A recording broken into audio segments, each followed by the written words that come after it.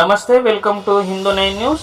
చట్టసభల్లో బీసీల వాటాకై తెలంగాణలో మొట్టమొదటిసారిగా దేశవ్యాప్తంగా బీసీ మహాపాదయాత్ర తెలంగాణలో పాలమూరు జిల్లా పండుగొల్ల సాయన్న ఊరు మిరుగోన్పల్లిలో ప్రారంభమై ఈరోజు 4వ రోజుకు చేరుకుంది. ఈరోజు గగన్పాడు మీదుగా రాజేంద్ర నగర్, గగన్పాడ్, మేందిపట్నం చేరుకోబోతుంది. రేపు తిరిగి ఉదయం మళ్ళీ పాదయాత్ర మొదలవుతూ భువనగిరి సైడ్గా వెళ్ళబోతున్న పాదయాత్ర నిజంగానే దేశంలోనే మొట్టమొదటిసారిగా బీసీల కోసం, బీసీల హక్కుల కోసం, బీసీలకు చట్టసభల్లో రిజర్వేషన్ కల్పించాలనే ఒక ఏకైక ఎజెండాతోనే బీసీ మహాపాదయాత్ర తెలంగాణలో మొదలైందని చెప్పవచ్చు. నిజంగానే బీసీలు ఒకవేళ అభివృద్ధి జరగాలి, బీసీలకు అన్ని హక్కులు దక్కాలి, రాజ్యాంగపరమైన హక్కులు దక్కాలంటే బీసీలకు చట్టసభల్లో రిజర్వేషన్ ఉండాల్సిన అవసరం ఎంతైనా ఉందని చెప్పి బీసీ మహాపాదయాత్ర ఒక పాదయాత్రను అయితే తెలంగాణలో మొదలుపెట్టింది. తెలంగాణ బీసీలు ఒకసారి ఆలోచించాలి.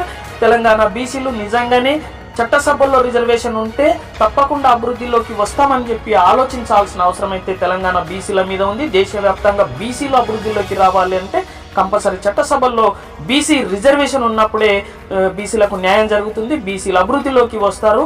బీసీలకు ఆ రోజే నిజమైన స్వాతంత్రం. దేశంలో 70 సంవత్సరాలు గడుస్తున్న స్వాతంత్రం వచ్చి ఇప్పటి వరకు బీసీల లెక్కలు మాత్రం ప్రభుత్వాలు తేల్చడం లేదని నాయకులు వాపోతున్నారు.